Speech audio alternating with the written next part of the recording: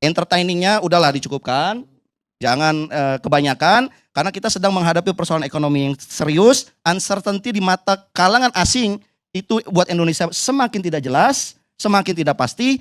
Ini butuh cara yang menghandle yang lebih proper. Bisa nggak Menteri Keuangan menciptakan lapangan pekerjaan? Kan itu pertanyaannya buat publik.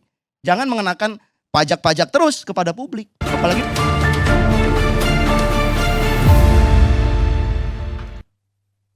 Makasih Bang Karni, saya menikmati deh perdebatan Bang Henry Satrio dan Bang Ferdinand ya, sehingga saya berpikirnya begini.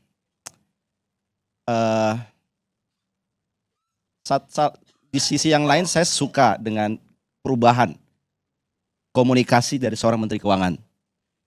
Perubahan komunikasi ini menurut saya sesuatu yang memang unik juga ya Bang. Tapi saya berpikir juga bahwa persoalan ekonomi kita ini sekarang ini persoalan yang sangat serius. Apa pendekatan ini yang terbaik? Apakah ini cuman kayak hiburan sesaat saja? Ya saya mencatat dalam sebulan Pak Purbaya jadi Menteri Keuangan itu banyak sekali isu yang dia digelontorkan. Katakanlah tentang pajak ya yang tertunggak 50 sampai 60 triliun. Dan ini asalnya dari 200 pengusaha. Begitu Pak Purbaya bilang kita sudah tahu namanya dan kita akan tagih mereka. Saya kira ini positif sekali Bang memang. Di rakyat saya melihat ini satu hal yang sangat positif karena rakyat bilang, oh benar. Apalagi di tengah kemarin orang-orang kaya ini tidak tersentuh bahkan flexing kekayaannya. Ini menteri ada yang mau ngejar orang-orang kaya. Saya kira ini satu perubahan yang wah keren juga. Ya, tetapi lagi-lagi menghibur bagus. Tapi kelihatannya rakyat tuh butuh hal yang konkret Bang menurut kami, menurut saya. Kira-kira yang konkretnya ini pertama 50-60 triliun itu disampaikannya kira-kira di awal beliau dilantik ya tanggal 8, 9, 10 tanggal kira-kira tanggal 14 beliau ngomong seperti itu. Tapi sekarang di akhir atau di awal Oktober ini kita belum dapat update-nya itu. Berapa sih pengusaha yang sudah setor? Nah saya lihat begini, komunikasi yang dibangun oleh Pak Purbaya ini memang entertaining, menghibur. Tetapi dia akan mengalami satu jebakan menurut saya. Jebakannya adalah buktinya yang disampaikan itu apa? Termasuk 200 triliun yang dikatakan akan menurunkan suku bunga misalkan. Kan rakyat akan berpikir kapan turunnya. Jadi indikator turunnya itu kapan. Akan menuntut menagih hasil kepada Pak Purbaya dan menurut saya itu akan jadi backfire Bang Hensat. Ke Pak Purbaya sendiri. Begitu dia ngomong seperti tadi menurunkan suku bunga, kemudian nanti pertumbuhan bisa 8%, ada lapangan pekerjaan sehingga masyarakat nggak perlu demo.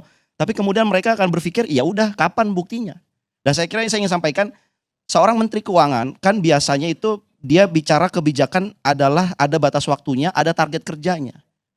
Yang ini saya nilai Pak Purbaya ini lemah di sisi target kerja, berapa lama dan apa targetnya. Banyak sekali yang saya nilai ya kebijakan-kebijakan beliau itu ya lebih banyak kepada seperti pendekatan seorang aktivis yang jauh dari apa istilahnya kalau teknokrat itu kan harusnya dia bekerjanya adalah sistematis, ada target yang mau dicapai dan sebagainya. Nah saya ingin ingatkan Pak Purbaya dalam kesempatan ini Bang Karni, kalau memang Anda tadi udah dipuji-puji sama Bang Hensat bahwa komunikasinya bagus, tapi kalau ini dijalankan untuk bulan depan atau masa yang datang, menurut saya akan menjadi backfire buat beliau.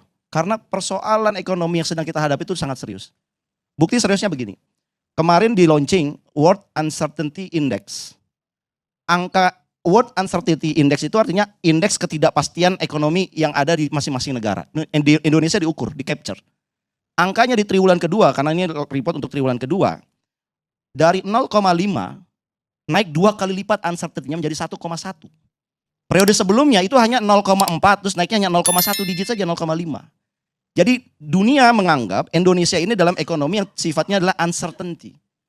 Ketidakpastian. Dan ketidakpastian ini harus dijawab dengan action yang terukur.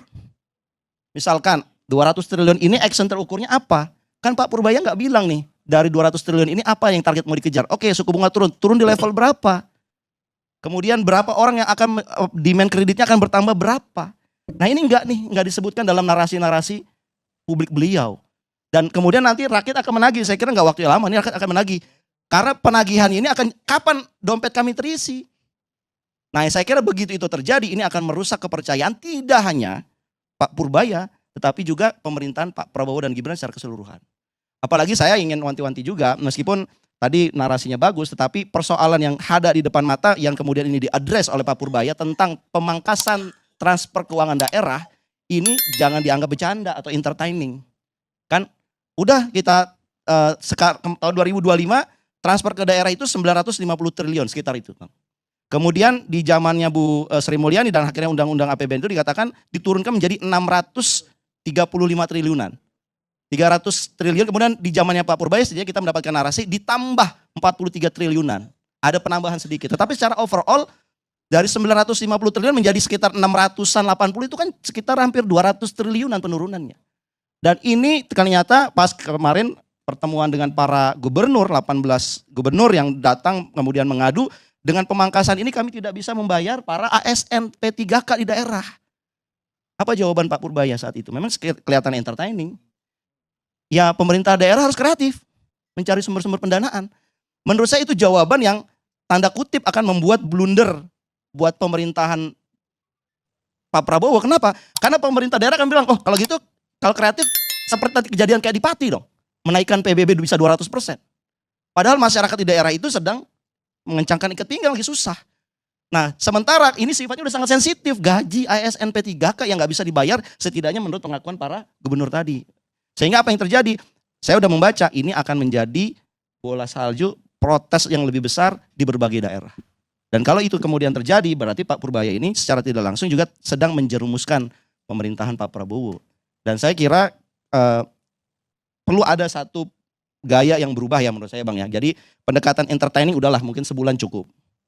Tapi pendekatan berikutnya adalah bagaimana pemerintah Pak Purbaya ini dengan idenya yang out of the box dan kelihatan ada perubahan, kemudian membangun satu desain kebijakan yang lebih terukur Bang. Karena persoalan ekonominya sangat serius sekali.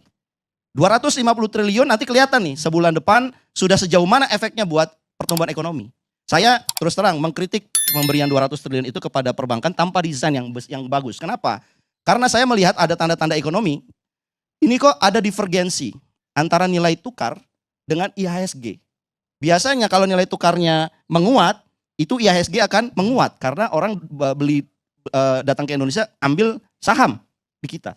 Nah sekarang itu sejak 11 September 2025 terjadi divergensi Bang, antara IHSG dengan rupiah. Rupiahnya melemah tapi saham IHSG-nya menguat. Ini fenomena apa yang terjadi? Dan menguatnya ini berarti bukan karena pelaku asing tapi pelaku domestik yang beli. Intuisi saya mengatakan jangan-jangan ini karena 200 triliun. Saya belum bisa mengatakan pasti, tetapi kok tiba-tiba pelaku ekonomi domestik punya uang untuk membeli saham industri di Indonesia sehingga IHSG-nya naik. Kalau ini ceritanya, berarti 200 triliun hanya mutar-mutar di kalangan elit saja. Padahal Pak Purbaya mengatakan supaya kreditnya menyalurkan kepada rakyat sehingga rakyat bergerak jadi pertumbuhan ekonomi. Nah saya kira ini yang harus dievaluasi oleh Pak Purbaya sendiri gitu loh. Jadi nggak bisa hanya sekedar bluffing, dia uji teorinya juga. Jangan-jangan yang saya sampaikan ini benar. Jadi bank-bank ini memberikan kredit kepada pelaku usaha domestik. Akhirnya pelaku domestik mengatakan daripada saya menyalurkan kredit nggak bisa, saya beli aja saham IHSG. Itulah yang kenapa terjadi divergensi. Nilai tukarnya melemah, tapi sahamnya mencapai rekor tertinggi sekarang udah di atas 8.000. Ini kan satu fenomena yang harus dibaca oleh Pak Purbaya sebagai seorang ekonom katanya ini, apalagi lulusan Amerika. Ya saya kira ini yang ingin nanti oleh publik adalah sejumlah narasi-narasi kebijakannya. Ayo dong dites dengan target yang lebih terukur sehingga kita bisa mengatakan Anda benar bahwa Anda ingin meningkatkan pertumbuhan ekonomi sehingga ada sisa sekitar 230 triliun lagi kan di Bank Indonesia. Apakah kemudian akan disalurkan lagi atau tidak? Atau Anda berpikir lain? Karena kalau seandainya masuk ke hanya industri perbankan dan juga industri saham, berarti akan menciptakan crowding out buat pertumbuhan ekonomi. Uang-uang yang beredar di kalangan perbankan inilah yang pada akhirnya akan disterilisasi oleh Bank Indonesia sehingga Bank Indonesia nanti menggunakan intervensi kebijakannya akhirnya keluar biaya lagi dari kebijakannya fiskal. Jadi kebijakannya fiskal tidak menimbulkan pertumbuhan ekonomi, malah kebijakan moneter yang menanggung, yang mengkompensasi atas kesalahan kebijakan fiskal. Akhirnya kita rugi dua kali. Makanya saya ingin sampaikan Bang Karni, entertainingnya udahlah dicukupkan, jangan kebanyakan, karena kita sedang menghadapi persoalan ekonomi yang serius, uncertainty di mata kalangan asing, itu buat Indonesia semakin tidak jelas, semakin tidak pasti, ini butuh cara yang menghandle yang lebih proper. Kalau cara menghandlenya salah, ini jangan-jangan peristiwa Agustus kemarin akan terjadi lagi. Dan saya kira kita nggak mau menginginkan kayak begini. Kalau terjadi lagi, nggak bisa dijawab dengan bercandaan. Ini sudah sangat serius, orang dompetnya sudah tipis. Sekarang ini butuh apa yang mempertebal dompetnya rakyat, supaya rakyat punya pekerjaan. Bisa nggak Menteri Keuangan menciptakan lapangan pekerjaan? Kan itu pertanyaannya buat publik. Jangan mengenakan pajak-pajak terus kepada publik, apalagi pengurangan-pengurangan dari subsidi rakyat. Nah, saya kira ini yang ingin saya garis bawahi. Mudah-mudahan kontribusi kami ini bisa menggerakkan hati Pak Purbaya untuk lebih serius lah, Bang. Jangan jadi seperti koboi. Ya, saya ingin mengatakan kalau pendekatan koboi ini, Pak Purbaya lagi melakukan pendekatan namanya Koboinomics. Pendekatan koboi. Sekarang ini kita ingin membutuhkan seorang pendekatan Purbayanomics yang betul-betul terukur sehingga Pak Prabowo happy. Kenapa? Pertumbuhan 8%-nya bisa tercapai tapi dengan target-target yang lebih jelas. Kalau sekarang ini targetnya nggak jelas, apa tujuan-tujuannya yang disampaikan tidak diiringi dengan data yang ada, malah terjadi sebaliknya. Terima kasih Bang Karni. Assalamualaikum warahmatullahi wabarakatuh.